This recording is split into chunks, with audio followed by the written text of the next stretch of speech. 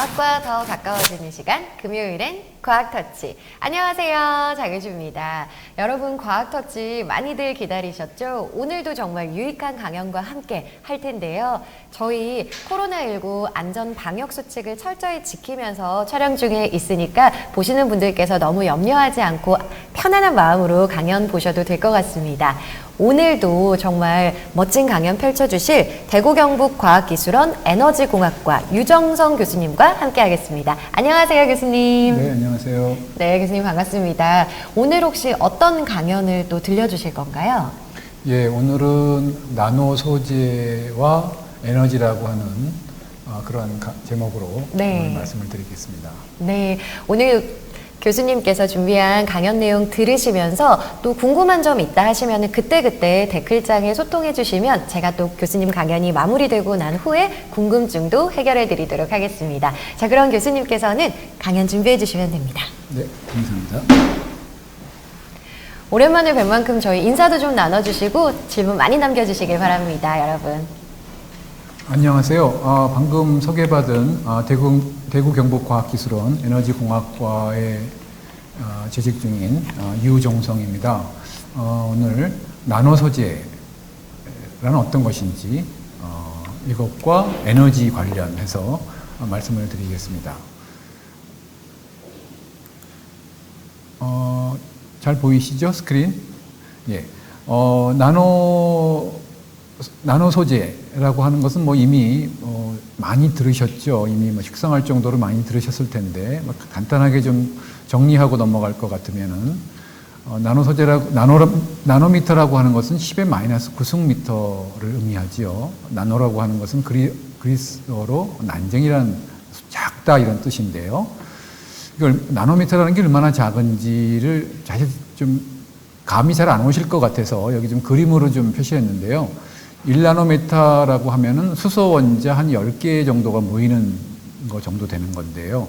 그 1나노미터하고 사람의 사람 보통 1m 정도 되는 그 크기, 1나노미터와 사람의 크기의 비율은 파리 한 마리가 나노미터라면은 이 지금 우리가 살고 있는 지구의 크기라고 볼 수가 있습니다. 이렇게 나노미터라고 하는 것은 우리가 살고 있는 현재의 수준에서 볼 때는 볼 수도 없고, 느낄 수도 없는 아주 작은, 마치 지구 크기가 사람이라면은 파리가 1나노미터 정도 되는 그런 엄청나게 작은 크기에 해당하죠.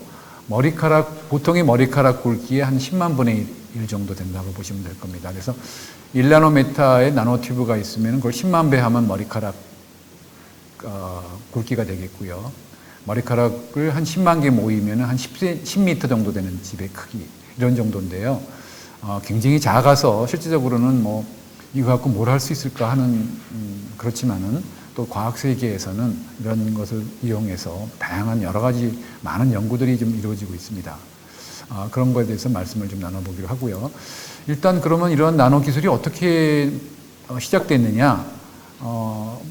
물론 나노 기술이 최근 한 2000년대 들어와서 많이 유행을 했지만은 이미 1960년대에 미국의 캘리포니아 인스티튜트 오브 테크놀로지라고 대학에서 칼텍에 계신 페이만 교수님은 이미 브리타니카 백과사전에 있는 전체 내용을 조그마한 머리 핀 정도에 기록할 수 있을 것이다.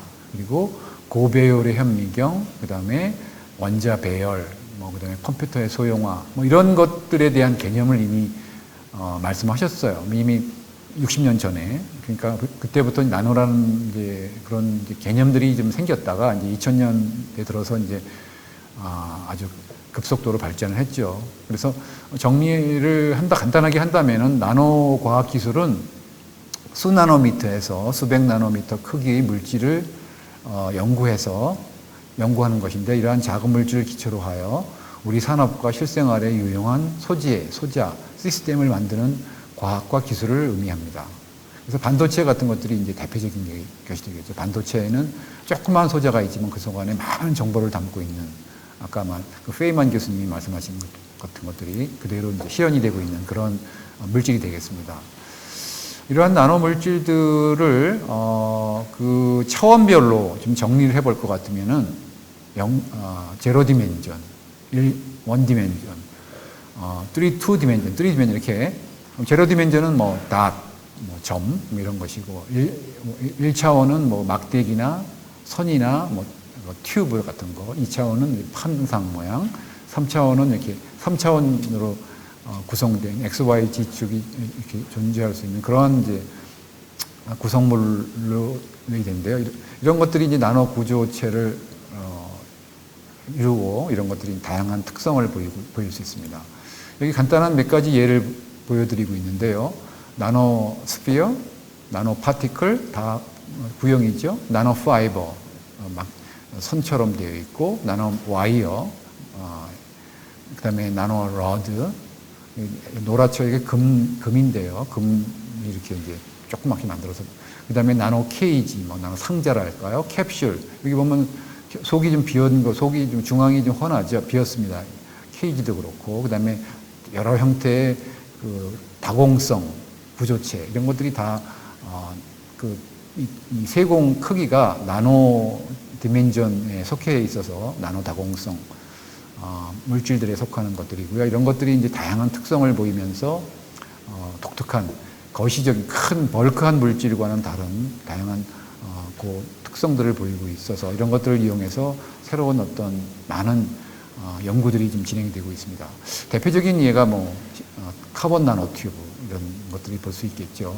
1990년대 초에 일본의 이지마 교수가 발견하시고 다양한 응용들이 이루어지고 있고요.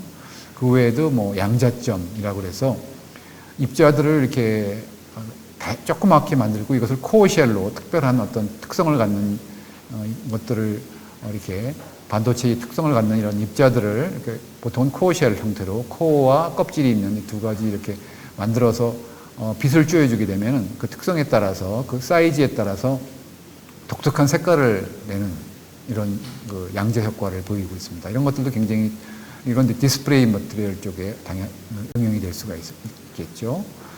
그 다음에 뭐 잘 아시겠지만 골드, 금 같은 거, 금괴 요새 뭐 많이 좀 쓰는데 금이 보통은 노란 색깔이고 광택이 있지만은 이것이 이제 녹아서 나노 입자화되면은 붉은색을 띱니다. 그래서 이렇게 색깔이 좀 달라지죠. 특성이 많이 달라요. 그래서 나노 입자와 실제 그 벌크한 입자들 사이에는 다양한 특성들이 차이가 있다는 것을 알 수가 있습니다. 그리고 외에도 뭐 이렇게 피라미드 모양이라든지 뭐 다양한 그 나노 입자들을 뭐 삼각형이라든지 뭐 다양한 구조 또는 이렇게 뭐 정방형체라든지 그리고 또 이렇게 정방형이 이렇게 세공을 속은 비어 있게 여기 좀 구멍이 뚫려 있는 것들은 세공이 비었다는 것을 말하는데 이렇게 다양한 구조로 삼각형이라든지 이렇게 합성할 수 있는 그래서 우리가 상상할 수 있는 여러 가지 모양들이 대부분 다 나노 구조체로서 합성이 되고 있습니다. 자, 이렇게 다양한 구조들의 합성들이 이루어지고 있으면 이런 것들이 또 다양한 특성들을, 모양에 따라서 특성들을 보이고, 면에 따라서 다양한 특성들이라든가 활성들을 보이는데요. 이렇게 이제 하나의 입자가 다양한 특성들을 보이는 것도 있지만은 이런 것들이 이제 모여서 3차원 입자들이 모여서 3차원적인 구조를 형성할 수 있는데요. 그럼 이런 것들이 어떻게 3차원적인 구조를 형성하는지를 좀 알아봐야 되겠는데요. 먼저 알아보기 전에 먼저 우리 생활 속에서 이런 거를 좀 영감을 얻을 수가 있는데요. 여기 지금 다리를 만들고 있는데 다리 교각을 지금 만들고 있습니다. 교각을 만들 때 어떤 어떤 틀이랄까요? 몰드랄까요? 이런 것들이 이제 이렇게 만들고 그 빈속에다가 시멘트를 채워서 채운 다음에 시멘트를 이제 고용화시키고 그 다음에 그 틀을 빼내면은 어떤 구조물이 형성되는 것이 되죠. 이런 식으로 실제 우리 생활에서도 이렇게 어떤 구조물들이 이런 식으로 형성이 되는데 나노 세계에서도 우리가 3차원 구조를 우리가 만들 때 이러한 원리를 그대로 이용할 수 있다고 보시면 됩니다. 또 다른 예가 여기 지금 우리나라의 전통적인 탈인데요. 탈을 어떻게 만드냐면은 어떤 틀이 있죠. 탈 모양을 한 틀이 있어서 여기 우리가 템플레이트 또는 주형 이렇게 말하는데 이 틀에다가 우리가 만들려고 하는 그 탈의 그 재료를 여기다가 녹여서 붓습니다. 붓고 그 다음에 그것을 이제 고용화시키고 그다음에 이제 이것을 분리시키는 거죠. 틀에서부터 분리시키면은 틀의 모양대로 우리가 어떤 복제물을 얻을 수가 있는 겁니다. 그래서 이러한 우리 거시적인 세계, 우리 생활에서 이렇게 만드는 이런 원리를 그대로 그 나노 세계에서도 적용을 할 것 같으면은 우리가 다양한 그 나노 복합 어떤 그 복제물 또 나노 3차원 구조체를 얻을 수가 있는데요. 여기 예를 들어서 이렇게 작은 그 나노 입자들이 이렇게 잘 배열된 게 있다면 그 입자들 사이에는 빈 공간이 많이 있습니다. 그 빈 공간에다가 어떤 만들고 싶어 하는 재료에 물질을 녹여서 액체 상태로 그 속안에 채우게 되고 채운 다음에 그걸 이제 성형시켜서 고체화한 다음에 그 다음에 그 본래에 있는 이 나노 입자들을 제거하면은 그 나노 입자들의 그 모양을 번뜬 복제물이 얻어지겠죠. 그래서 이런 원리로 이용해서 우리가 다양한 3차원 구조체를 만들 수가 있는데요. 여기 보여드린 것은 이제 그 실리카로 만들어진 그 구형 나노 입자입니다. 여기 보시면은 사이즈가 다 달라요. 여기 처음에 있는 것은 한 3, 40나노, 2, 30나노 되는 거고, 그 다음에 한 100나노, 한 2, 300나노, 그 다음에 한 500나노, 한 7, 800나노, 이렇게 다양한 크기로 거의 균일한 사이즈로 우리가 실리카 입자들을 합성할 수 있는데, 비교적 그렇게 어렵지 않습니다. 이렇게 합성을 아주 균일하게 잘 만들 수가 있죠. 이렇게 잘 만들어진 것을, 이렇게 아까 이런 그 틀의 원리를 이용해서 이렇게 잘 그 입자들을 배열을 시키게 되면 이렇게 입자들이 3차원적으로 잘 배열되게 되고 그 입자들 사이에 빈 공간이 많이 있다 그랬죠. 여기다가 물질을 채웁니다. 꽉 채운 다음에 이제 볼들을 빼내면은 아까 그 볼 입자가 있던 자리에가 이제 포가 생기고 세공이 생기고 아까 그 볼들 사이에 빈 공간들은 이제 벽이 되는 것이죠. 벽이 돼서 새로운 어떤 인버스, 아까의 그 구조와 다른 역전이 된 다공성 구조체를 얻어낼 수가 있습니다. 이런 식으로 해서 3차원 다공성 구조체를 만들어낼 수 있는 것이고요. 여기 보시다시피 이렇게 입자들이 3차원적으로 다양하게 아주 균일하게 잘 쌓일 수가 있어요. 이렇게 잘 쌓이는 특성을 이용해서 우리가 다양한 3차원 다공성 구조체를 만들 수가 있습니다. 이렇게 실리카 볼들을 잘 이렇게 배열한 다음에 이렇게 이제 빈 공간에다가 물질을 채우고, 예를 들어서 실리카니까 유기물질을 채운 다음에 유기물질을 그다음에 이제 산소가 없는 조건에서 고열로 가열하면은 그 유기물질이 탄화가 됩니다. 탄화가 되고 그다음에 이 실리카는 산에 잘 녹으니까 산에다 녹아버리면은 실리카가 빠지게 되는 것이죠. 빠지고 이제 그 탄소는 녹지 않으니까 탄소만 남는 구조가 됩니다. 그래서 다양한 형태의 다양한 세공을 갖는 다공성 탄소를 만들어낼 수가 있는데요. 재밌는 것은 요 실리카 볼의 크기를 조절하면은 얻어지는 요 다공성 카본의 포 크기를 조절할 수가 있어요. 예를 들어서 실리카 입자가 100나노면은 다공성 탄소의 에서의 그 세공도 거의 한 100나노, 한 90나노 정도. 조금 물론 슈링크가 하기 좀 줄어들긴 하지만 이게 500나노 썼으면 이것도 한 450나노, 한 400, 이런 식으로 해서 실리카 크기를 조절해서 우리가 그 세공의 크기를 조절할 수가 있죠. 비교적 간단하게 우리가 이렇게 해서 3차원 다공성 구조체를 만들 수가 있습니다. 이렇게 해서 이제 우리가 이렇게 다공성 구조체를 이렇게 잘 만들었는데요. 이걸 좀 더 복잡하게 더 만들고 싶다. 예를 들어서 지금은 세공이 한 가지죠. 벽은 덴스하게 되어 있습니다. 근데 이 벽에도 또 하나의 세공을 만들고 싶다고 생각할 수 있겠죠. 그러면 여기 이렇게 옆에 보신 것처럼 큰 이 볼이 아까 여기서처럼 만들어진 그것이고, 여기는 왼쪽에는 그 벽에 덴스한데 아무런 세공이 없는데, 지금 오른쪽 구조를 보면은 벽에도 세공이 또 뚫린 걸 알 수가 있어요. 그래서 요거는 벽에 뚫린 거는 20나노, 큰 거는 한 300나노. 그래서 이제 세공이 두 가지가 존재하죠. 왼편에는 한 가지만 존재했고, 이렇게 해서 이제 그 다중 세공을 갖는, 아까 왼쪽은 싱글 포, 여기는 다중 세공을 갖는 다공체들을 비교적 쉽게 합성할 수 있습니다. 여기 까만 점들은 뭐냐 하면은 그 이제 아래 위로 접촉점이에요. 그러니까 이게 3차원적으로 되어 있기 때문에 여기 바로 밑에하고 연결된 점이죠. 그래서 뭐 이렇게 기체가 들어오면은 요 까만 점들이 이제 세공인데 세공을 통해서 이렇게 아래층으로 또는 위층으로 넘어갈 수가 있습니다. 여기서는 그런 세공뿐만 아니라 옆에 또 조그만 벽에도 세공이 있어서 굉장히 세공이 많죠. 표면적이 굉장히 커지고 표면적이 커지면은 굉장히 다양한 이점들이 많이 있습니다. 나중에 가서 보고 세공에 대해서는 또 설명을 좀 드리겠습니다. 이런 식으로 해서 다양하게 그 구조체를 3차원적으로 만들 수 있고 또 세공의 크기를 조절할 수 있고 또 이것도 뭐 어떤 뭐 탄소도 만들 수가 있고 뭐 무기물도 만들 수가 있고 유기물로도 만들 수가 있고 다양한 또는 메탈로도 만들 수가 있고 다양한 조성으로 합성이 가능할 수 있습니다. 그래서 이제 이거는 아까 이제 그 멀티모달한 것을 만드는 방법이 되겠는데 큰 포와 작은 입자, 큰 입자와 작은 입자들을 같이 이렇게 배열하면은 큰 입자들이 먼저 배열하고 그 틈 사이에 조그만 입자들이 이제 낑겨서 이제 구조를 형성하게 되는 것이죠. 그 위에다가 이제 이 큰 것들은 유기분자예요. 고분자고 조그만 것은 실리카라면은 이거를 이제 고온에서 가열하면은 유기분자들은 다 금방 열에 약해서 없어집니다. 반면에 이제 가열하는 동안에 조그만 실리카 입자들은 서로 붙으면서 약간의 좀 이렇게 붙어서 약간 고용화되죠. 붙어서 접촉점들을 통해서 이제 붙으면서 이제 단단한 구조가 되고 여기다가 이제 또 고분자를 채우면은 여기 이제 조그만 볼 틈으로 들어가고 탄화시키고 그다음에 실리카를 빼내면은 아까 큰 볼이 빠진 자리와 실리카 볼이 빠진 자리 그래서 두 개에서 바이모달 또는 멀티모달 세공들이 얻어지게 됩니다. 이런 식으로 해서 여기 보시다시피 이렇게 다양한 이렇게 구조체가 큰 포와 작은 포와 같이 한 구조 안에 있는 하이라키칼한 구조체를 얻을 수가 있는 걸 알 수가 있겠죠.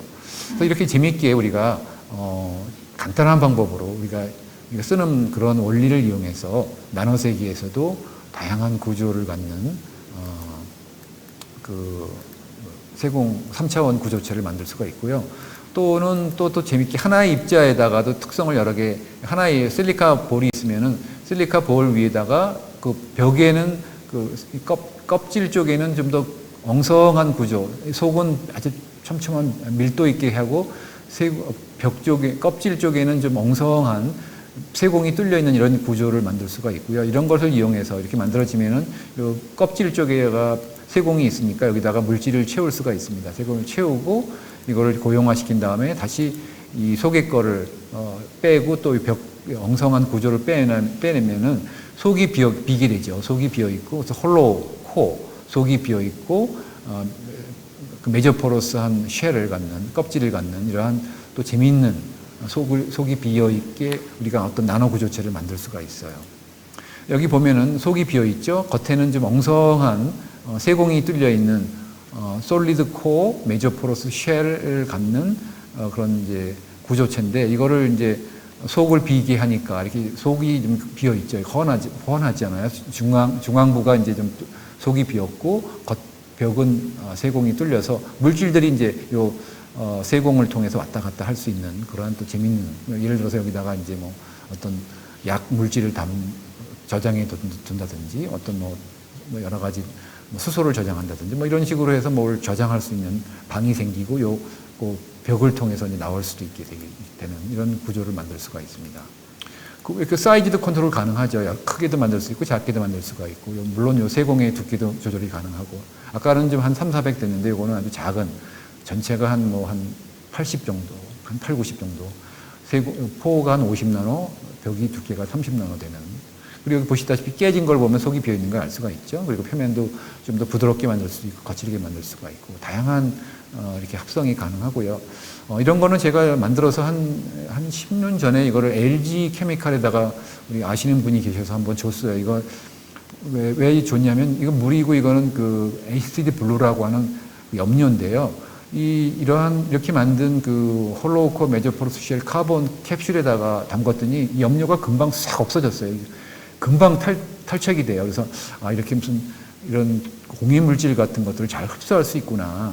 그래서 이제 이거는 이제 액티브 카본, 활성탄이라고 해서 이것도 무슨 염료를 제거하는 데 쓰이는데, 여기는 아직도 여기는 녹색 기운이 좀 있는데, 여기는 금방, 그 표면적도 크고, 하니까 그 염료가 금방 탈착이 돼서 깨끗하게 정화가 되는 걸 볼 수가 있습니다. 그래서 내가 이걸 LG에 줘서, 그때 한때 LG에서 김치 냉장고라든가 에어컨에서 냄새 나는 거, 이런 것들을 잡는 데 새로운 기술로서 한때 활용이 됐었던 아마 나노 입자가 최초로 이제 상용화, 응용이 되는 그러한 그 대상이 됐던 그 물질이고요. 그 외에도 이렇게 실리카로 된 여러 가지 다공성 구조체가 이렇게 비어있는 구조체인데, 여기다가 비어있는 구조체에다가 뭐 채우고, 그 다음에 다시 실리카를 제거하면은 그 비어있는 빈자리가 이제 벽이 되고, 아까 그 실리카가 있던 자리가 세공이 돼서 역전이 되는 또 구조를 만들어낼 수가 있죠. 이렇게 쭉 일직선으로 뻗어 있고, 옆에 이 채널들이 연결된 구조 같은 경우에도 이렇게 이제 우리가 물질을 채우고 그 벽을 제거하면은 이렇게 그 채널 속에 물질이 들어가서 이제 파이버들이 만들어지고 서로 이제 연결이 됩니다. 그래서 이렇게 우리가 일정한 굉장히 규칙적인 구조를 만들어낼 수가 있겠죠. 근데 이거를 잘 우리가 합성을 하면은 요 옆가지가 좀 본가지보다는 좀 작은데 얇게 만들 수가 있는데, 여기 얇게 만들고 이것을 부러뜨리면은 그 하나하나 요 파이브가 이제 아까는 이렇게 두꺼운 그 선에 의해서 구조에 의해서 연결됐는데, 부러뜨리면은 이제 이 파이버들이 서로 연결이 안 되고 풀어지겠죠. 그래서 이렇게 이걸 부러뜨리면 이렇게 그 나노 파이버들이 이렇게 무질서하게 분포한다는 것을, 여기 이제 규칙적으로 잘 연결된 거고, 우리가 그 옆가지를 부러뜨려서 이렇게 파이버들이 이렇게 풀어지는 이런 현상들을 저희들이 재밌게 구현한 것입니다. 이거는 이제 금이에요, 금. 금이라서 황금색을 띠고 있는 거 알 수 있죠. 이게 이제 지름이 200나노미터하고 길이가 한 수 마이크론 되는 것이고, 여기 이제 까맣게 보이죠. 전자현미경으로 보면 이제 검게 보이는데, 이제 광학현미경으로 보면은 이게 이제 좀 커서 그래도 색깔을 좀 띠는 걸 알 수가 있어요. 그래서 굉장히 작은 건데, 지름이 200나노미터니까 뭐 머리카락과 비교해서 한 10만 분의 1 정도 되는 아주 작은 크기입니다. 이것을 어떻게 만드냐면, 이것도 약간 어떤 막이 있어요. 세공이 뚫려 있는 막이 있는데, 보통 물질을 분리할 때 쓰는 막인데, 굉장히 이렇게 똑바로 되어 있는 막이에요. 여기다가 우리가 이제 어떤 전극을 이용해서 이걸 이제 전기화학적으로 키웁니다. 그러면 요 채널 속에서 쭉 금이 자라요. 자란 다음에 요 막을 제거하면은 우리가 금으로 된 막대기, 가장 적은 금 막대기를 얻어낼 수가 있죠. 이렇게 이제 어떤 우리가 전기화학적으로 이렇게 이제 그 밑에다가 아까 말한 그 다공성 막에다가 전극으로 쓰이도록 금속을 증착하고, 이거를 이제 전극으로 쓰이게 하고, 거기다가 금 용액을 이제 넣고 전기화학적으로 환원을 시키면은 용액 속에 있는 금이온들이 환원이 돼서 이 채널 속에서 쭉 성장하는 그렇게 만들 수가 있는 거예요.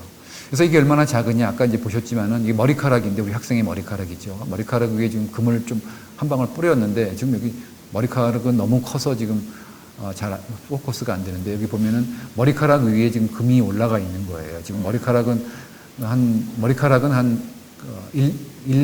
100 마이크로미터 정도 되는 거고, 금의 지름은 200 나노미터거든요. 그래서 이걸 100 마이크로미터는 10만 나노미터고, 지름이 200 나노미터이기 때문에 그 지름의 비가 500분의 1, 머리카락 두께의 500분의 1 되는 우리가 금을 머리카락 위에 올려놨어요. 그러니까 머리카락은 마치 운동장 크기 정도 되는 거고, 거기에 이제 금이 올라가 있는 것이죠. 이만큼, 사실 200나노미터는 엄청나게 큰 거예요. 저희들이 실험하는 것은 뭐 2, 3나노, 이거보다 100분의 1 작은 정도 갖고서 하는데, 200나노미터도 엄청 큰데, 200나노미터는 또 머리카락에 비해서 또 엄청 작지요. 이렇게 이 나노라고 하는 것은 진짜 엄청나게 작은 크기인데, 이런 크기 안에서 우리가 이제 다양한 구조를 형성할 수 있는, 아까 뭐 세공 보셨고, 아까 이제 속이 비었고 한 것들도 다 머리카락 굵기보다도 거의 한 100분의 1 작은 그러한 크기에서 속이 비게 만들고 뭐 이런 식으로 만든 거예요. 굉장히 그러니까 정교하게 이렇게 만들 수 있다는 게 놀라운 것이지만은, 다 이렇게 사이언스, 이런 과학을 이용해서 우리가 이렇게 만들 수가 있고요. 그 다음에는 이렇게 만들어진 그 금에다가 겉에 또 씌웠어요. 뭐 실리카로 이렇게 마치 우리가 전선줄을 우리가 만들 때 그 플라스틱으로 코팅하듯이 금 막대기 위에다가 이렇게 고분자나 실리카 같은 거로 이렇게 코팅을 할 수가 있습니다. 코팅을 하고 그 다음에 또 만들 때도 뭐 여기 이제 뭐 금뿐만 아니라 금은 이렇게 해서 금 만들고 한쪽은 은 만들고 또 좀 금 만들고 은 만들고 이렇게 한 마디 안에다가 금은 이렇게 해서 쭉 만들 수가 있고 여기다가 실리카로 꽉 이렇게 겉을 코팅한 다음에 실리카만 잘 녹는 산을 써서 실리카만 싹 제거하면은 그 튜브 안에 금만 이렇게 떨어져 있는 것을 알 수가 있죠. 이런 식으로 해서 금만 이렇게 그 섬처럼 그 튜브 안에서 남게도 만들 수가 있어요. 그래서 다양한 이렇게 우리가 나노 기술을 이용해서 재미있는 구조들을 만들어낼 수가 있습니다. 이런 구조들을 이제 확인을 해야 되는데 아까 이제 광학 현미경 큰 것들은 뭐 가시광선 400나노 이상 같은 것들은 광학 현미경으로 볼 수 있지만 그 이하로 내려가면 광학 현미경으로 관찰이 안 돼요. 그래서 그때는 이제 전자 현미경으로 이제 봐야 되는데 다양한 전자 현미경이 있겠지만은 그 중에서 몇 가지만 소개하고 예를 들어서 이제 뭐 스캐닝 일렉트론 마이크로스코프라 그래서 주사 전자 현미경이라는 것이 있는데 이거는 이제 전반적인 그 나노 입자의 그 형태, 표면, 특성 이런 것들이 보여요. 그래서 보면 이제 표면이 얼마나 거칠어한 것인지 어떻게 생겼는지 구형인지 뭐 납작한 형태인지 뭐 표면의 거칠기라든가 전체적인 모양을 볼 수가 있는 것들이죠. 그래서 이제 이것들을 주사 현미경, SEM이라고 그러고 스캐닝 일렉트론 마이크로스코프. 그 다음에 다른 여기 이제 여기 나비의 어떤 특성을 보여주는 거예요. 나비가 이렇게 굉장히 다양한 색깔을 내잖아요. 이것을 이제 그 SEM 아까 주사 그걸 확인하면은 굉장히 아주 다양한 구조가 되어 있어서 이것이 이제 보는 방향에 따라서 색깔이 다른 그런 것들을 우리가 이제 이런 전자 현미경 같은 걸 관찰할 수가 있고요. 또 다른 하나가 이제 TEM이라고 그래서 트랜스미션 일렉트론 마이크로스코피라고 해서 투과 전자 현미경. 그래서 아까는 이제 그 SEM이라고 그랬죠. 스캐닝 일렉트론 마이크로스코피. 이거는 트랜스미션 마이크로스코피. SEM은 전체적인 겉 표면을 보는데 트랜스미션은 속을 볼 수가 있어요. 속의 모양을, 속이 비었는지 아닌지 어떤지, 속에 또 뭐가 있는지 없는지. 여기 보면은 이제 여기 구조를 보면은 여기 구형의 입자가 있고 거기 속 안에 구리가 들어있는 거, 그 다음에 징크가 또 이렇게 둘러싸여 있는 것 이렇게 보일 수가 있죠. 셈은 이제 겉 모양만 볼 수 있는, 뭐 동그랗게 생겼는지, 뭐 표면이 거친지 어떤지 모르는데, 이제 템은 그 속 안에 뭐가 있는지도 이제 구별할 수가 있겠죠. 자, 여기 보시면은 셈으로 찍은 거하고 템으로 찍은 게 보이는. 셈으로 찍으면 겉에 보면은 표면이 거칠고 구형이다라는 것만 알 수가 있는데 속에 뭐가 들어있는지, 이게 비었는지, 속이 비었는지 아닌지 모르죠. 근데 템을 찍으면 속이 비어있는 걸 알 수가 있고, 비어있는 데에 또 뭐 속 안에 뭐가 또 들어있는 걸 알 수가 있습니다. 이렇게 셈과 템은, 셈은 겉의 모양, 템은 속의 구조가 어떤지, 뭐가 또 들어있는지 이렇게 볼 수가 있어서 이런 걸 두 가지를 활용해서 아주 미세한 나노 입자들의 모양이라든가 그 구조라든가 특성 이런 것들을 이제 관측할 수가 있어서 굉장히 그 물질에 대해서 이해하고 이것들을 활용하는 데 도움이 많이 되고 있습니다. 자, 이렇게 해서 이제 다양한 그 나노 입자들 또는 구조체들이 완성이 되면은 이제 이런 것들을 활용을 하게 되는데요. 예를 들어서 뭐 반도체 쪽에 응용한다든지, 뭐 디스플레이에 응용한다든지, 에너지 쪽, 환경, 뭐 센서, 뭐 이런 쪽에 다양한 응용들이 지금 이루어지고 있습니다. 저는 주로 이제 에너지 공학 관련해서 이제 이런 다양한 나노 입자들을 합성해서 주로 이제 에너지 쪽, 예를 들어서 뭐 2차 전지라든가 배터리라든가 연료전지라든가 또는 뭐 솔라셀, 태양전지라든가 또는 뭐 물분해 반응, 이런 촉매, 나노 촉매를 이런 개발해서 이런 것들을 보다 더 효율을 향상시키는 그런 쪽의 연구를 하고 있는데요. 이런 다양한 나노 구조를 이용해서 환경이라든가 제약, 전자 또는 뭐 여러 가지 뭐 분사 목적이라든가 에너지 이용해서 뭐 태양전지라든가 또는 뭐 연료전지라든가 뭐 2차 전지 또는 뭐 여러 가지 표면의 특성을 제어한다든지 이런 연구들을 할 수가 있습니다. 촉매의 한 예로서 보통은 이제 지올라이트라고 하는 이제 알루미늄과 실리카로 구성된 이렇게 결정성 어떤 구조체인데요. 이렇게 특별한 어떤 일정한 크기의 어떤 결정성을 갖고 있어서 이렇게 세공이 뚫려 있습니다. 세공이 뚫려 있는데 이게 보통 한 1나노 정도 돼요. 이 입구가 세공이 뚫려 있는 게. 그래서 이 세공들이 3차원적으로 연결돼서 큰 결정 구조를 이루고 있는데 여기다가 반응을 시키면은 1나노 미만짜리가 이제 들어가겠죠. 들어가서 세공도 거의 한 1나노니까 뭐 다양한 반응이 일어나는데 여기 보면은 여기는 이제 가지가 2개 있는데 가지가 3개로 하나가 더 늘어났죠. 늘어났는데 여기 보면 가지가 3개인데 여기는 이제 그 가지가 3방향이 다 다르고 여기는 가지가 2방향은 같고 한 방향이 다르죠. 이렇게 가지가 3방향이 다르면 덕 사이즈가 커져서 나올 수가 없어요. 그래서 이런 촉매를 이용하면은 모양이라든가 크기가 선택적인 우리가 모양 크기 선택해서 우리가 촉매 반응을 일으킬 수 있는 어떤 그러한 어떤 근거가 될 수 있는 어떤 그 틀이 되겠죠. 그래서 이런 구조를 이용해서 우리가 어떤 특정한 구조, 어떤 특정한 모양만 갖고 있는 화합물을 생성물을 얻어낼 수 있는 그런 반응에도 사용될 수 있겠고요. 또는 이거는 이제 제가 일본에 있는 교수하고 같이 공동 연구한 건데 이제 이렇게 속이 빈 그 구조체에다가 여기다가 이제 실리카 볼로 싸고 이거를 이제 잘 그 막처럼 이제 배열한 다음에 이 빈자리에다가 그 다양한 물질, 예를 들어서 뭐 물질을 채웠어요. 그랬더니 요 벽에 이렇게 벽에는 이제 매저 세공이 있는데 요 속 안에 있는 물질들이 요 모세관 현상 때문에 이렇게 넘어가요. 그러면서 확 모세관 형상으로 올라갔다가 확 이제 분산되고 그리고 또 이제 좀 소강 상태에 있다가 또 모세관 형상 때문에 또 올라갔다가 확 분산되고 이런 것들로 이제 반복을 하는 특성을 보이는데 예를 들어서 여기다가 이제 뭐 약을 넣었다 할 경우에는 약이 어떤 천천히 보통 우리가 이제 뭐 주사기로 한번 쭉 넣으면 약을 전부 다 이제 다 사용되는데 만약에 이런 거를 우리가 먹었다면은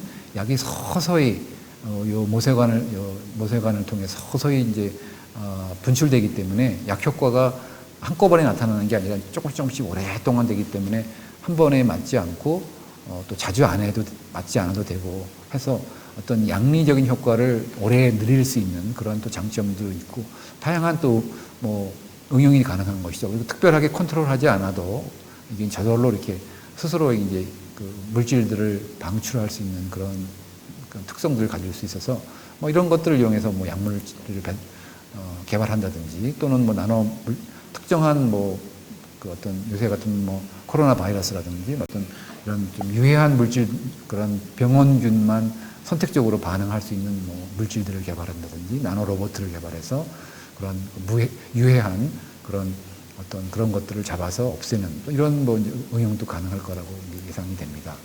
그래서 다양한 응용이 가능한데 이제 제가 이제 지금부터는 이제 에너지의 응용에 관해서 좀 말씀을 좀 드리겠어요. 에너지가 이제 우리가 뭐 늘 쓰고 있죠. 뭐 여러분들이 휴대폰 쓰고 있고, 아침에 뭐 일어나서 뭐 공부할 때 불 켜고 있고, 뭐 여러분 노트북, 컴퓨터 켜고 있고, 다 에너지가 지금 사용이 되고 있습니다. 굉장히 우리 일상생활에서 너무 기묘하게 쓰이고 있고, 너무 흔하고 그래서 사실상은 실감이 잘 안 나지만은, 다, 우리가 뭐 다 에너지를 좀 소모하면서 우리가 이용하고 있는 것들이죠. 근데 이런 에너지들은 지금까지는 이제 그 화석 연료라고 그래서 그 중동 같은데 그 땅속에서 원유를 파내고 이것을 이제 다양하게 만들어서 이제 휘발유라든가 뭐 여러 가지 이제 원유를 이제 그 어떤 가스를 만들어내기도 하고 이제 여러 가지 그 연료를 만들어서 우리가 이제 이거를 태워서 또 화력 발전소에서 태워서 이제 전기로 만들어서 우리가 쓰든지 아니면 2차 전지에 저장해서 쓰든지 뭐 이렇게 되는 것인데요.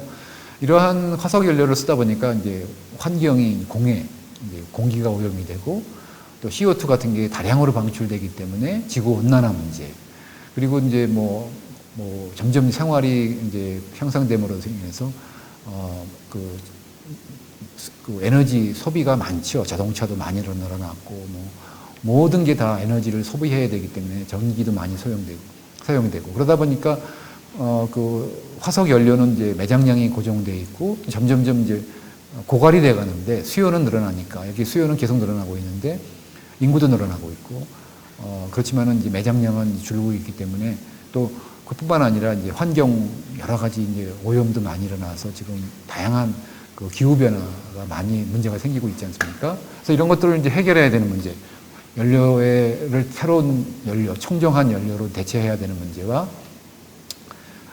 새로운 이제 그다음에 이제 환경이라 이런 것들을 이제 같이 고려해야 되는 문제들로 생각해서 이제 대체 에너지들이 개발이 이제 관심들을 많이 갖게 되는데요. 예를 들어서 바람을 이용한다든지 태양을 이용한다든지 땅 속에 있는 그 뜨거운 어떤 그 지열을 이용한다든지 뭐 수력을 이용한다든지 뭐 이렇게 대체 에너지라든가 또는 뭐 연료전지라든가 뭐 2차 전지라든가 그다음에 그 뭐 캐패시터라든가 이런 걸 통해서 이제 전기를 얻는 이런 방법들이 다양하게 응용이 되고 있습니다. 그래서 이제 이런 것들에 대해서 좀 말씀을 드리겠는데요. 아까 이제 이렇게 다양한 나노 구조체들이 합성이 됐고 이런 나노 구조체들을 이용해서 연료전지를 이제 만들고 또 2차 전지를 만들고 또는 뭐 센서라든가 뭐 이런 다양한 구조 솔라셀이라든가 이런 것들을 만들어서 이제 전기를 이제 만들고 에너지를 이제 우리가 만들 수가 있는데요. 그러기 위해서는 나노 구조체들이 왜 중요하냐면은 일단 나노 구조체가 되면은 표면적이 넓습니다. 대부분의 어떤 그 반응들은 표면 반응이에요. 표면에서만 일어납니다. 그래서 표면이 넓다는 얘기는 그만큼 반응할 수 있는 영역이 넓기 때문에 굉장히 그 유리하죠. 그래서 나노 입자가 왜 유리하냐면은 그 나노 입자가 되면은 표면적이 커지는 거예요. 예를 들어서 1m짜리 어떤 큰 그 입자가 있다고 보면은 표면적은 여기 1 곱하기 1 곱하기 6면이 있기 때문에 6이 될 거예요. 그러나 이것을 반으로 나누면은 그 입자가 그 하나당의 면적은 2분의 1 곱하기 2분의 1이 되겠고 그것이 6면이 있고 그 다음에 이것이 8개가 늘어나니까 12가 되고 이것을 4분의 1을 할 때는 24가 되고 이렇게 해서 n분의 1을 하고 n분의 1을 하고 6면이 생기고 이것이 이제 생기는 숫자는 n3가 되니까 결과적으로 6 곱하기 n 수만큼 그 표면적이 증가해요. 그래서 예를 들어서 1나노미터짜리다 하면은 1나노미터짜리 입자는 1나노 한다면은 표면적이 6 곱하기 10의 9승 그 제곱미터라고 하는 엄청나게 큰 표면적이 됩니다. 그러면은 그 상상할 수 없을 만큼의 그 촉매 활성이 증가하게 되는 것이죠. 그래서 나노 입자가 굉장히 그 유리해요. 물론 우리가 이제 나중에 가서 이제 안정성은 어떠냐 뭐 이런 걸 따질 때는 또 너무 작아도 문제가 되겠지만 일단은 그래도 활성 증가의 면에서는 작게 만드는 것이 상당히 유리합니다. 그래서 이렇게 작게 만들어서 이렇게 세공도 작게 만들고 아까 속이 비게 만들고 이렇게 표면적을 넓게 만들면은 이걸 만들어서 연료전지에다가 전극으로 쓸 수가 있는데요. 이렇게 전극으로 쓰게 되면은 넓은 표면적에서 다양한 반응이 많은 반응들이 일어나기 때문에 이런 그 연료전지의 그 반응들이 크게 향상이 되고 또 배터리에서의 그 충방전 효율도 증가해서 굉장히 효율이 증가한다는 것을 알 수가 있습니다. 그래서 새로운 혁신이 일어나는 것이죠. 그래서 이런 분야에 에너지 분야에 많은 연구들이 이러한 나노물질을 이용해서 지금 이루어지고 있습니다. 뭐 우리나라가 지금 이런 그 에너지 분야에도 지금 굉장히 강대국으로 지금 나가고 있는데요. 이미 우리 뭐 반도체 한국이 굉장히 세계 최대 반도체 그 생산 국가라는 거 알죠? 그래서 반도체는 이제 브레인에 속합니다. 그 다음에 그 디스플레이는 이제 눈에 속하는 것이고, 우리가 이미 반도체라든가 이런 디스플레이 쪽에 TV라든가 뭐 대형 TV라든가 이런 거 굉장히 우리가 세계적인 어떤 기술을 갖고 있는 거 아시죠? 그 다음에 이 에너지는 심장에 해당되고 있어요. 이런 뭐 반도체나 디스플레이가 에너지 없이면 아무것도 못해요. 그러니까 마치 심장이 피를 확 잘 보내줘야지 우리가 활동할 수 있듯이 에너지는 심장에 속하는 것인데요. 바로 그래서 이제 뭐 배터리라든가 연료전지라든가 뭐 캐패시터라든가 솔라셀이라든가 이런 분야에 지금 많은 연구들이 이루어지고 있고, 이런 연구는 이제 그 화석 연료가 이제 점점점 없어져서 고갈되기 때문에 이것을 대비해야 되는 것이고, 또 화석 연료를 사용함으로 인해서 환경 오염을 이제 막아야 되는 그러한 문제들 두 가지를 해결하기 위해서 이제 이런 그 아까 그 에너지 기술들이 이제 개발이 돼야 됩니다. 그래서 가장 이상적인 것은 이렇게 뭐 바람을 이용하거나 물을 이용하거나 태양열을 이용해서 전기를 얻고, 이러한 얻어진 전기를 여러분들 잘 알죠? 전기용에서 배터리 옛날에 이제 뭐 초등학교 시절에 그 물분해 전기를 이용해서 전기분해해서 물을 전기분해해서 수소하고 산소 만들어내는 거 실험 해봤죠. 이렇게 이제 이렇게 이제 자연에서 얻어지는 그 리뉴어블 에너지를 이용해서 물 분해를 하게 되면 수소와 산소가 얻어지게 되는데요. 특히 수소가 이제 중요하죠. 수소를 얻어집니다. 수소는 굉장히 중요한 에너지 원이면서 또 에너지의 이동 수단입니다. 어떤 에너지로 저장 매체가 될 수 있어요. 그래서 이 에너지는 연료전지로 해서 사용이 될 때는 돼서 우리가 전기를 발생을 시킬 수가 있어요. 그래서 필요하면은 수소를 흘려줘서 우리가 연료전지를 통해서 전기를 발생할 수 있게 되는 것이죠. 그래서 우리가 이제 앞으로는 이상적인 조건이 된다면 이렇게 이제 바람, 물, 태양열을 이용해서 전기를 얻고, 물론 직접 쓸 수도 있지만은 남아 있는 것들은 이제 물 분해해서 수소를 만들어내고, 수소는 저장해 뒀다가 연료전지 필요하면 또 연료전지를 돌려서 전기를 뽑아내서 이제 쓸 수 있는 이런 상태가 되겠죠. 자, 그래서 왜 근데 그러면 수소가 그 차세대 에너지 원이냐? 잘 보시면은 지금 여러 가지 그 원소들과 비교해 봤을 때 수소가 단위 그램당 에너지 밀도가 제일 좋아요. 뭐 다른 것보다도 뭐 배 이상 좋습니다. 그리고 수소는 이걸 공기 중에 태우면 물이 유일한 생성물이에요. 그러니까 물은 뭐 우리가 먹을 수도 있는 거고, 또 물을 분해해서 수소하고 산소로 분리해낼 수도 있고, 그러니까 아무런 공해 물질이 생성되지도 않고 에너지 밀도도 좋고 하니까 수소가 차세대 에너지원일 수밖에 없는 겁니다. 그리고 또 수소는 연료전지를 이용해서 곧바로 우리가 전기를 발생시킬 수가 있기 때문에 수소 사회에서는 또 연료전지가 또 같이 가야 되는 거예요. 그래서 굉장히 중요하죠. 그래서 차세대는 이제 수소를 기반으로 하는 이제 수소 사회가 되는 것이고, 거기서는 또 연료전지가 같이 가야 되는 것이고. 그래서 이제 이 수소 에너지는 화석 에너지와 비교했을 때, 화석 에너지는 아까도 말씀드렸지만 이제 그 매장량이 제한되어 있고, 화석 연료를 씀으로 인해서 이제 뭐 CO2라든가 뭐 낙스, 삭스 같은 애들이 나와서 공해 원인이 되죠. 그리고 이런 것들은 지역에 편중되어 있어요. 뭐 사우디아라비아라든가 중동 같은데 그런 게 돼 있고, 그다음에 그런데 반면에 수소는 물에서 우리가 얻을 수 있기 때문에 무한한 에너지죠. 물은 뭐 무한하니까 청정하죠. 공해가 발생되지가 않습니다. 이거는 아까는 화석 연료는 지역에 편중되어 있는 반면에 이것은 기술만 있으면은 물에서 금방 우리가 수소 에너지를 얻어낼 수가 있고, 그리고 지역에 무관하죠. 그래서 그리고 또 좋은 거는 화석 연료를 기반으로 했을 때는 공해 물질을 다량으로 방출하는 반면에 연료전지는 공해 물질을 거의 방출하지 않는다는 게 굉장히 장점입니다. 그래서 연료전지는 그러면 어떻게 운영되고 있느냐? 간단하게 뭐 잘 아시겠지만 간단하게 소개한다면은 이게 이제 전지는 항상 음극과 양극, 그러니까 산화전극, 환원전극이 두 가지가 존재하죠. 두 가지 전극이 있는데 산화전극은 산화 반응이 일어나는 전극이고 환원전극은 환원 반응이 일어나는 전극이에요. 그래서 이제 연료전지도 이제 두 가지 전극이 있는데 산화전극에서는 전자가 나오면서 산화가 되죠. 그래서 수소가 이제 양성자로 바뀌고, 바뀐 양성자는 요 중간에 있는 전해질 막을 통해서 이제 여기 이제 이동을 합니다. 그리고 전자는 요 외부 도선을 통해서 이제 어노드에서 캐소드로 환원전극으로 이동을 하죠. 환원전극에서는 산소가 들어와요. 산소가 들어오면은 요 들어온 전자와 또 넘어 들어온 프로톤하고 반응해서 물을 생성하는 겁니다. 그래서 알자 반응은 수소가 아까 전기분해 반응하고 여기에요. 전기분해 반응은 물을 수소하고 산소로 분해시키는 건데, 이것은 역반응이죠, 완전히. 생성된 수소를 산소하고 반응시키면 물이 되는 이 반응입니다. 이 반응은 해서 우리가 약 한 1.2V의 전기를 얻어낼 수가 있고요.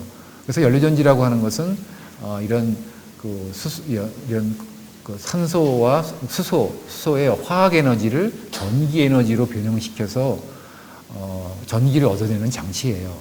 화석 연료처럼 뭐를 태우거나 뭐 이렇게 해서 뭐 기계적인 힘이 아니라 이것은 전기화학적인 그런 변환을 통해서 얻어지기 때문에 진동이라든지 뭐 이런 소리 같은 게 나지가 않지요. 그래서 굉장히 효율이 높습니다.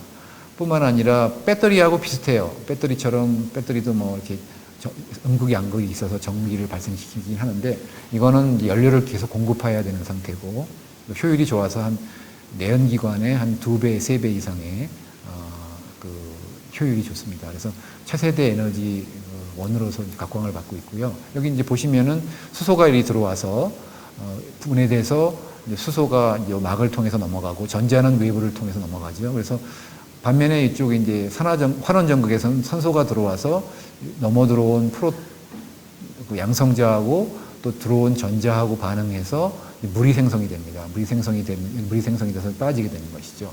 그래서 이러한 원리를 이용해서 우리가 이제 이 전자의 흐름이 전기죠. 그래서 우리가 여기다가 뭐 휴대폰을 놓는다든지 뭐 전구를 둔다든지 뭐 하면은 전자의 흐름이 바로 이제 전기가 되기 때문에 우리가 이제 전기를 얻어낼 수가 있고, 또 열이 나오면 열을 또 수집해서 우리가 뭐 히팅에 쓴다든지 이렇게 활용할 수가 있습니다. 그래서 이런 방법으로 사용해서 우리가 그 전기를 얻어낼 수 있고 열을 얻어낼 수 있고요. 여기서 보이면은 우리가 이제 수소가 들어가고 산소가 들어가서 이제 전기를 얻어내는 장치인데, 가만히 볼 것 같으면은 이게 이제 전극이에요. 전극을 볼 것 같으면은 어노드 전극, 산화 전극에서는 이게 다 하얀 게 백금인데, 백금에서 수소가 이제 분리가 되죠. 전자하고 프로톤으로 분리가 되고, 그 다음에 이제 양극에서 그 캐토드에서는 분리된 전자와 양성자가 산소와 만나서 물이 생성되는 반응인데요. 결과적으로는 이것이 이제 에너지 기술이지만은 얼마나 잘 이 백금 위에서 이러한 여기 이제 까만 배경은 이제 담지체라고 그러는데, 백금을 이제 분산시키는 담지체인데요. 이것들이 잘 모여서 얼마나 효율 있게 이러한 산화환원 반응을 잘 하느냐. 즉 결과적으로 효율은 나노 기술에 의해서, 즉 요 백금의 나노 입자의 크기라든가 분산이라든가 또 담지체하고 백금의 어떤 상호 안정성, 상호 작용을 통해서 이제 효율이 증가하는 겁니다. 그래서 이제 여기 지금 까만 거는 이제 탄소 그 담지체고요. 여기 그다음에 여기 더 까만 것들이 이제 백금의 입자들인데요.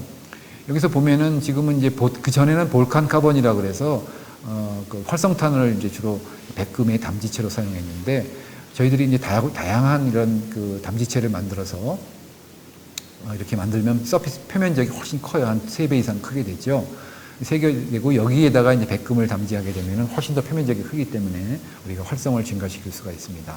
그래서 이런 걸 이용해서 우리가 이렇게 다공성 있는 이런 그 담지체를 이용하게 되면은 기존에 썼던 것보다도 표면적이 넓으니까, 여기 이제 요거는 이제 기존에 나오는 촉매 활성이고요. 이거는 이제 이런 촉매를 쓰게 되면은 활성이 훨씬 더 증가하는 것을, 연료전지 활성이 증가하는 걸 알 수가 있죠. 그래서 이렇게 이런 나노 구조체를 이제 활용해서 표면적을 증가시키고, 표면적이 증가해서 이제 연료전지 효율이 증가하는 걸 알 수가 있습니다.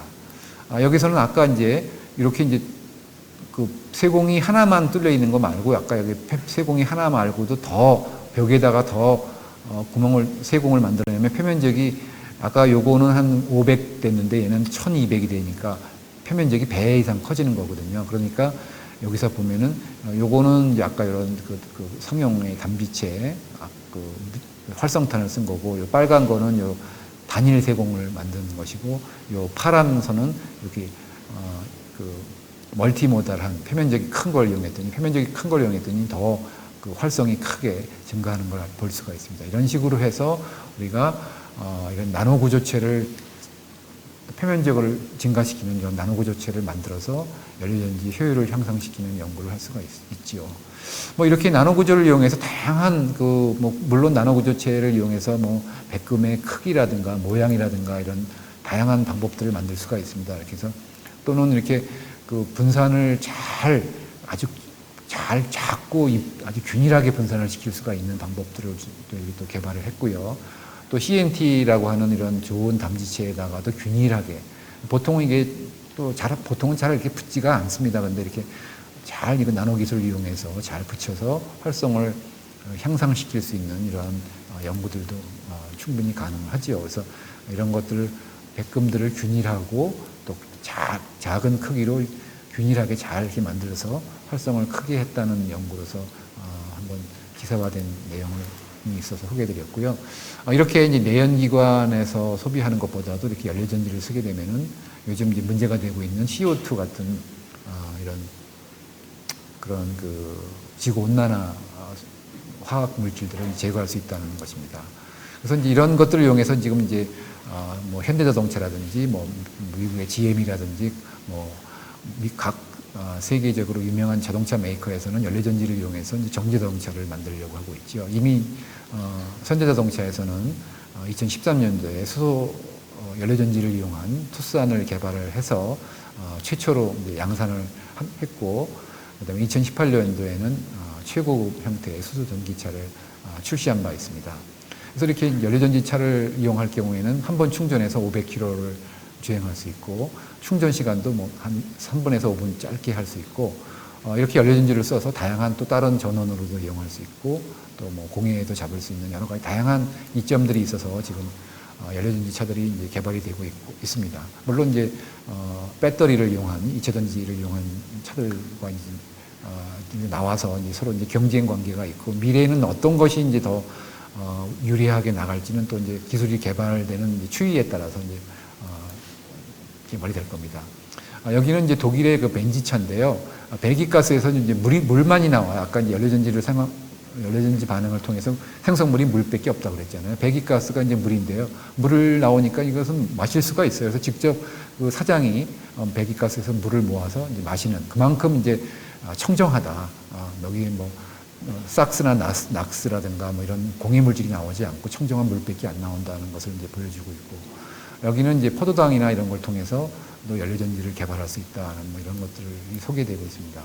그래서 앞으로는 이제 또 잘 된다면은 건물이나 집에서 이제 전기를 이제 끌어와서 전봇대를 통해서 전기를 끌어와서 쓰지 않고 집에나 건물, 특히 이제 뭐 섬이라든가 굉장히 산골이라든가 이런 데는 뭐 가구도 몇 대 안 되는데 전기를 끌어오기가 어렵잖아요. 섬 같은 데라든가 또 아주 굉장히 그 고립된 지역 같은데, 그럴 때는 연료전지 이런 탱크가 있으면은 연료전지를 통해서 직접 이제 전기를 발생시켜서 쓸 수 있고, 또는 건물 같은 거에도 앞으로는 이제 연료전지를 통해서 직접 전기를 발생시켜서 이제 쓸 수 있는 그런 장치가 되겠고요.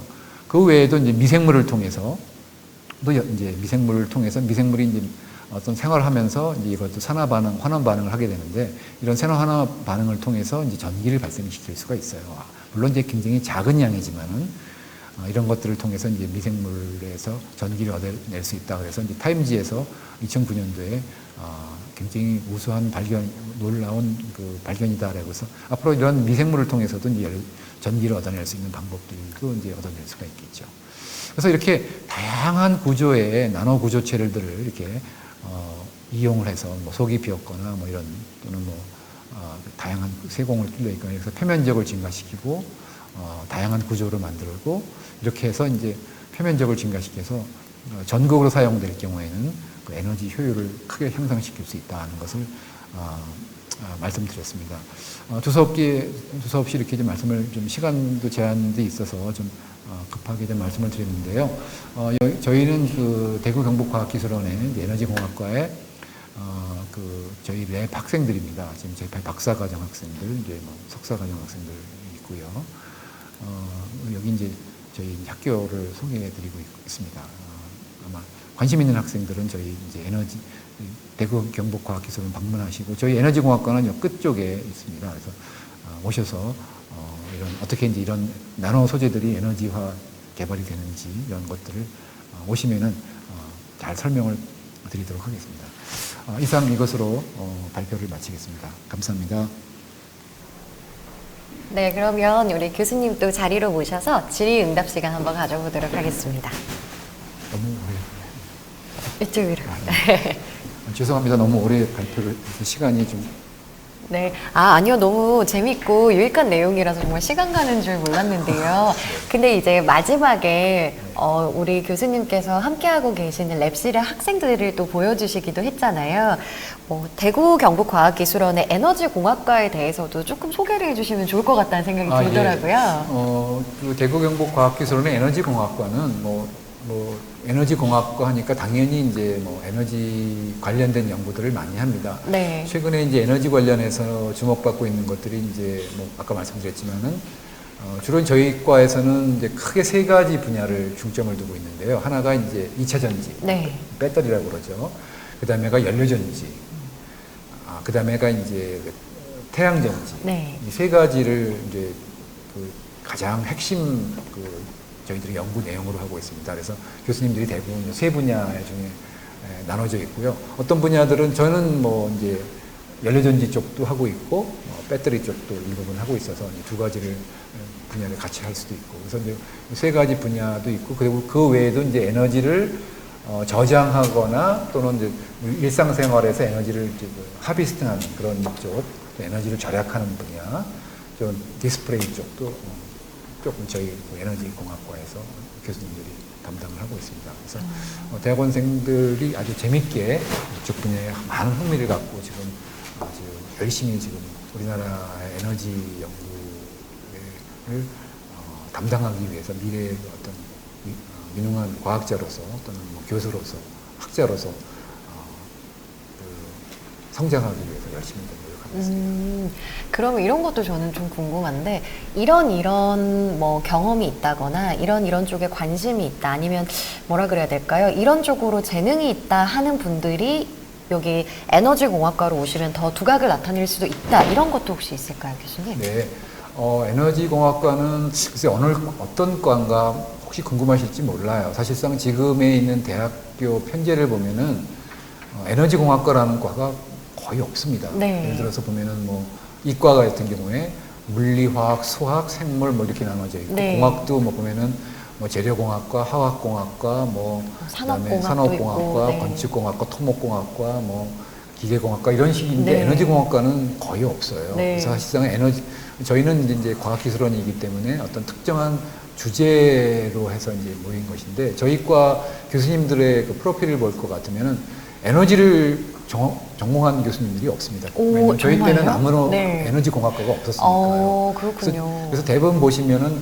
전공을 볼 것 같으면 학부 때 화학을 했거나 또는 재료를 하셨거나 또는 고분자를 하셨거나 화공을 하셨거나 뭐 기계를 하셨거나 이렇게 이제 다른 분야인데 그런 분들이 이제 소재를 합성하고 이런 것들을 이제 에너지 쪽으로 응용을 하는 그런 쪽입니다. 저 같으면은 이제 화학을 전공했거든요. 저는 이제 재료화학이라고 그래서 어떤 다양한 재료를 합성하고 그 모양을 컨트롤하고 뭐 모양을 뭐 막대기 모양으로 만든다든지 아니면 뭐 별 모양으로 만든다든지 동그랗게 만든다든지 크기를 만들고 또 다른 조성으로 만들고 또 이것들을 잘 배열해서 3차원적으로 만들 그런 연구들을 많이 했다가 이것들을 이제 응용하기 시작했어요. 뭐 배터리에 응용한다든지 또 연료전지에 응용한다든지 뭐 태양전지에 응용한다든지 그렇게 응용을 하가면서 이제 저희 이제 에너지 응용 쪽 분야 쪽으로 이제 많은 연구들을 하게 됐죠. 그래서 응용 쪽으로 지금은 좀 더 치우치다 보니까 연료전지라든가 2차 전지 쪽에 이제 응용을 하게 되고 하면서 이런 이제 전극에는 어떤 특성의 소재로 만들어져야 되고 특성이 모여야지만이 활성이 좋겠다는 게 이제 알 수가 있습니다. 그러면 이제 합성을 그런 식으로 뭐 구조라든가 조성이라든가 뭐 이런 것들을 잘 해서 합성부터 해서 이제 응용까지 저희들이 이제 그걸 담당하고 있고 학생들이 참 재밌어하고 물론 뭐 힘들죠. 열심히들 해야 됩니다만 네. 다 흥미를 갖고 다 열심히 잘하고 있습니다. 그러니까 이게 딱 한 분야만 정확히 알아야 되는 게 아니라 좀 융합할 수 그렇죠, 있는 맞습니다. 능력이 있어야 되는 과라서 그렇죠. 그래서 힘들다라고 말씀을 해주신 네, 것 같은데 네. 그만큼 또 재미있을 것 같기도 재미있고 한데요. 또 많은 것을 배울 수 있어서 네. 보람이 되고 또 우리나라가 이제 아까도 말씀드린 반도체라든가 디스플레이 쪽에서 굉장히 초강대국이지만은 이제 에너지 쪽에서도 우리나라가 초강대국으로 거듭나기 위해서 네. 많은 이제 물론 정부의 투자도 이루어져야 되겠지만 근본적으로 학생들 또 과학자들이 더 열심히 분발해서 이런 분야에서도 대한민국이 최고의 과학기술을 가질 수 있도록 보다 더 열심히 해야 될 것 같습니다. 네, 아무래도 대구경북과학기술원 우리 많은 학자분들께서 견인해 주지 않을까 그런 생각이 또 들고 저희 질문이 또 많이 들어와서 한번 질의응답 시간 가져보려고 하는데요. 우리 어떤 분이 수소차 외에도 이렇게 시중에서 좀 나노 소재를 활용한 공산품을 현재 볼 수 있는지 궁금하시대요. 그런 것들? 네. 예, 사실상 아까 연료전지를 예를 들었지만은 그 외에도 뭐 사실상 그 지금 쓰고 계신 배터리 같은 거, 우리 지금 여기 배터리에도 지금 예전보다도 효율이 옛날에는 예를 들어서 한 10년 전에는 휴대폰 하루 동안 충전하면 그쵸. 하루 이상을 못 네, 넘겼을 네, 거예요. 지금 네. 한 2, 3일 쓸 수 있거든요. 밤새 이제 꽂아놓고 그렇죠. 자야 되는 그런 그렇죠. 시절이 있었죠. 그런데 지금 2, 3일 쓸 수가 있고 앞으로 더 길어질 수도 있고 거기에 미세한 나노 기술들이 다 들어가 있는 겁니다. 그렇군요. 그런 것들도 있고 그 외에 솔라셀 같은 것도 그렇고 다양한 어떤 그런 재료 쪽이나 이런 것들에 어떤 나노 소재들이 들어감으로 인해서 효율이라든가 또 안정성, 그 수명들이 연장이 돼서 아주 많은 그 혁신들을 보일 수가 있습니다. 그렇군요. 또 수소를 이용해서 에너지를 만든다고 하셨는데 수소가 위험성이 높은데 어떻게 수소를 저장하나요? 라는 질문도 주셨어요. 네, 좋은 질문이신데요. 사실상 수소를 쓰는데 어려운 문제 중에 하나가 저장 문제입니다. 네. 사실상 수소가 가볍고 또 다른 물질하고 잘 반응을 안 해요. 근데 이제 메탈 하이드라이드라고 그래서 금속과 수소를 아주 고압 조건에서 놓으면은 이게 이제 메탈이 메탈 하이드라이드로 되면서 일부분이 수소가 저장이 되고 네. 메탈 하이드라이드를 조금 온도를 가열해 주거나 하면은 또 수소가 거기서 나와서 이제 쓸 수가 있는 그렇게 되는데 아직은 지금 연구 단계에 있습니다. 아직은 이렇게 우리가 원하는 만큼 저장이 되거나 또 원할 때 우리가 가열해서 쓸 수 있을 만큼 그렇게 뭐 어느 정도까지는 되지만 네. 아주 우리가 편하게 쓸 수 있는 상태는 아니고요. 현재로는 고압 가스통이라고 그래서 고압 조건에서 이제 그 수소를 압축하게 되면서 저장을 할 수 있는 그래서 보통 한 수소 탱크 하나에 한 20-30kg 정도를 저장할 수 있는 그래서 자동차에다가 20-30kg의 수소통을 저장해서 이제 운반 운전해서 이제 그걸 쓸 수 있는 그런 기술들이 지금 많이 개발이 되고 있습니다. 그래서 그 정도 되면은 뭐 제가 정확한 건 아닌데 한 10km, 뭐 6km 정도 되면은 아마 한 서울에서 부산 왕복할 수 있는 거리 정도는 되는 그런 정도로 지금 정확한 건 아닙니다만 그 정도 되지 않을까 생각합니다. 그래서 한 번 충전으로 서울, 부산 지금 뭐 물론 이제 그 수소 탱크의 크기에 따라 달라지겠지만 지금 현재 알려져 있는 2차전지보다는 충분히 더 먼 거리를 갔다가 올 수 있는 저장인데요. 그리고 생각했던 것보다 수소가 비교적 안전하답니다. 옛날에 한번 수소를 탱크가 부딪혀서 일부러 그걸 깨트렸는데요. 수소가 워낙 가벼워서 금방 확 불이 날 것 같지만은 금방 가벼워서 하늘로 올라가기 때문에 불이 이렇게 옮겨 붙는다거나 이렇게 금방 하늘로 쭉 꺼지면서 그냥 사라져 버리니까 오히려 굉장히 생각했던 것보다 그렇게 위험하지 않다는 지금 보고들이 많이 있습니다. 그렇지만 하여튼 뭐 터지거나 가면 위험하지요. 네. 하지만 그런 거에 대비하기 위해서 굉장히 아주 강한 어떤 재질로 생긴 그러한 수소 저장통을 이용해서 지금 많은 연구들이 있고 개발이 돼서 지금은 꽤 안전하게 수소를 저장하고 하는 것으로 지금 알고 있습니다. 그렇죠. 근데 사실 에너지가 수소 에너지뿐만 아니라 어떤 에너지도 사실 그 확률의 차이긴 하지만 위험성이 분명히 조금씩은 존재를 하는 거잖아요. 네, 특별히 수소 에너지가 뭐 더 위험하다 이렇다기보다는 아직 개발 단계에 있는 상황이니까 그거를 조금 더 안전성을 강화할 수 있는 방법들이 아마 나올 것 같다는 생각이 들고 지금 수소를 저장하는 문제에 대한 이야기들을 많이 질문을 해주셨어요. 그래서 수소 연료 전지 같은 경우는 저장 기술이 좀 문제라고 보여지는데 일정 기간 사용하고 나면 수소 저장 탱크 효율이 떨어진다는 이야기도 들었다. 이런 문제가 있는 게 맞는 건지 그리고 어떻게 해결할 수 있는 건지도 궁금하시다고. 예, 아마 좋은 질문이시고요. 굉장히 맞습니다. 수소를 이제 쓰게 되면 이제 압력이 떨어지겠죠. 그래서 이제 아주 압력이 크게 떨어지지 않을 동안에는 연료전지 사용하는 데는 지장이 없는데 이제 떨어지게 되면 또 충전해야 되는 이제 그런 게 있는데 이제 압력이 어떤 압력 이하로 떨어졌고 그걸 충전할 때에 아마 거기에 저도 뭐 그쪽 전문가가 아니라서 모르겠는데 아마 거기에 약간의 어떤 조금은 채우고 압력 변화가 있는 그런 과정에서 어떤 좀 기술적인 어떤 조금 그런 게 좀 있는 것 같습니다. 그래서 그런 문제들도 아마 좀 더 개발이 돼서 원만하게 아마 할 수 있는 것 같은데 일단 고압으로 채우고 한 10kg 한 7, 8kg 채워서 쓸 수 있는 동안에 꽤 센서가 다 있어갖고서요. 자동차 타고 오고 하면서 쓰는 과정에는 큰 문제는 없을 것이고 압력이 이제 떨어졌을 때 충전을 해야 되는데 그때 아마 뭔가가 조금은 저도 있다고는 들었는데 저도 잘 모르겠지만 그 문제도 아마 충분히 아마 그 기술 해결 개발이 가능한. 이루어지고 해결이 가능한 네. 것으로 알고 있습니다. 아니 이제 좀 다른 얘기긴 하지만 전기차를 제가 한번 몰아본 적이 있는데 전기차도 사실 올라갈 때는 그 충전된 속도가 오르막길 올라갈 때는 막 기하급수적으로 떨어지더니 내리막길을 또 가니까 그게 자동으로 막 충전이 되는 맞습니다. 것도 있더라고요. 그래서 그것처럼 수소 에너지 같은 경우에도 수소차가 만약에 이제 결합이 된다면 그런 식의 또 충전이 되는 부분들도 있을 것 같고 이게 점점 아마 또 더 사용하시기 편리한 방향으로 나올 것 같다는 생각이 듭니다.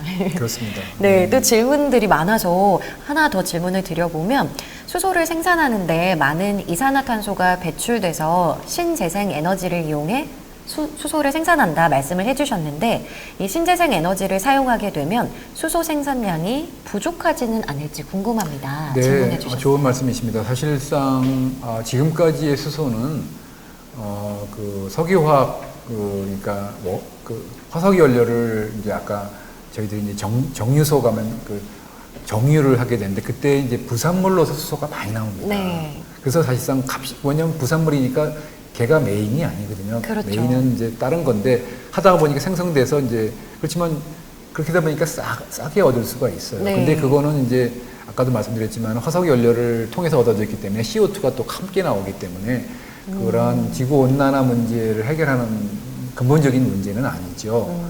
그래서 그 대신 값은 싸니까 이제 지금은 이제 그쪽에 의존을 하게 되는데 아까 말씀드렸지만 가장 이상적인 것은 풍력이라든지 풍력 발전 또는 태양광이라든지 또는 뭐 지열이라든지 또는 수력 발전 이런 것들을 통해서 태양광 같은 것들은 낮에는 쓸 수가 있죠. 그러면 네. 그 바람 이런 것들을 모아서 그리고 또 어떤 나라에는 아주 우리나라는 좀 그렇지는 않지만 굉장히 태양 일조량이 많은 나라들이 네. 있습니다. 이런 나라에서는 전력이 충분하거든요. 그걸 통해서 이제 물을 분해시키거나 또는 바람 같은 것도 불어도 많이 이런 걸 모아서 그리고 이제 보통 이게 또 전기 수요라는 게 늘 일정한 게 아니라 어떤 시간대 굉장히 많이 쓰게 되고 어떤 시간에는 좀 적게 쓰는 그런 좀 편중화가 안 돼 있고 시간대별로 쓰는 양이 다르기 때문에 쓰지 않을 때는 잉여 전기를 이용해서 이제 물 분해시켜서 수소를 확보하고 수소 확보해 놓은 다음에 또 이제 많이 피크가 될 동안에는 그 수소를 흘려줘서 연료전지를 돌려서 전기를 이제 보충해 주면은 그 픽타임에 부족한 전류를 이제 수소를 통해 수소를 연료전지로 돌려서 생기는 전력으로 바꿀 수가 있기 때문에 되는 것이죠. 그 대신에 이제 아직은 그렇게 신재생 에너지를 아까 말씀드린 풍력이나 풍력이나 태양열이나 이런 거 하는 것들로 이용하는 부분이 작습니다. 아직은 네. 그 비율이 작아서 이제 앞으로 이제 이것을 얼마만큼 확대할 수 있느냐. 그래서 지금 풍력도 더 좀 개발을 해야 되고 또 솔라셀도 좀 더 개발을 해야 되고 지열, 수력 이런 것들이 물론 가장 이상적인 것은 원자력일 수 있겠죠. 원자력은 네. 그건 또 어려운 점 나름대로 또 문제가 있기 때문에 그래서 앞으로 그런 문제들은 어떤 식으로 우리가 해결을 해야 될 거냐 하는 것은 이제 또 점차적으로 아마 생각을 해야 될 것 같습니다. 수소를 또 그런 쪽에서 이제 아까도 말씀드렸지만은 굉장히 일조량이 많은 나라에서 이제 많이 만들어서 우리가 수입할 수도 있는 거거든요. 네. 그러니까 수입할 수 있는 방향도 물론 이제 그런 것들은 가격 경쟁력 같은 것들은 이제 비교해 봐야 되겠지만은 그래서 결과적으로 석유가 화석 연료가 끊어지는 순간에는 이제 순간 우리가 이제